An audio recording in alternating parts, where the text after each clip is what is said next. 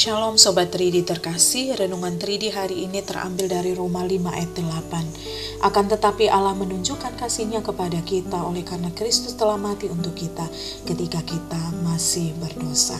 Sahabat Tridi terkasih, suatu hari ketika saya pulang dari pelayanan, saya membawa roti boy sebagai oleh-oleh dan cara saya memberi penghiburan kepada anak-anak karena sudah meninggalkan mereka di rumah dengan oma dan papanya untuk waktu yang cukup lama.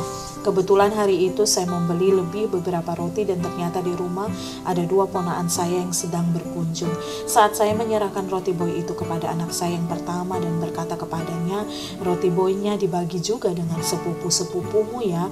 Ia langsung menunjuk salah seorang sepupunya dan berkata, "Mama, saya tidak akan membagi roti itu dengan dia karena dia jahat kepada saya. Saya hanya akan memberi roti kepada adik-adik dan sepupu yang baik kepadaku." Melihat sikap anak saya merasa seperti ditampar. Saudaraku yang terkasih, sikap anak saya yang membagi roti hanya dengan saudara-saudara yang dianggap baik kepadanya seringkali juga menjadi sikap kebanyakan orang, termasuk saya, dalam relasi dengan sesama.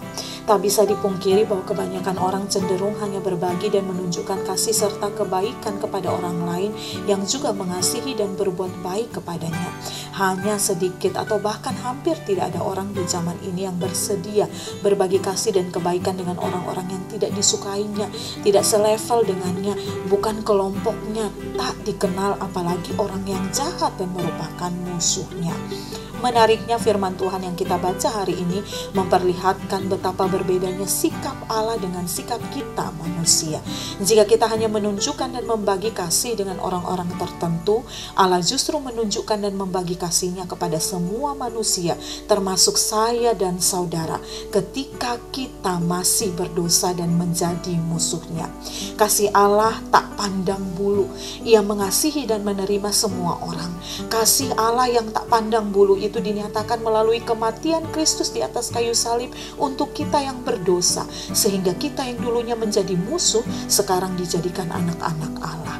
Oleh karena itu, seharusnya sebagai anak kita wajib meneladani sikap dan cara hidup Bapa kita yang menunjukkan dan membagi kasih kepada orang lain tanpa memandang bulu. Memang hal itu mudah untuk dikatakan dan sulit untuk dilakukan, tetapi firman Tuhan dalam Yohanes 15 ayat 9 dapat menjadi cara jitu bagi kita agar bisa mengikuti sikap hidup Bapa, yaitu dengan tetap tinggal di dalam kasih-Nya. Seperti Bapa telah mengasihi aku, demikianlah juga aku mengasihi kamu. Tinggallah di dalam kasih-Ku itu. Selamat mempraktekannya. Tuhan Yesus memberkati.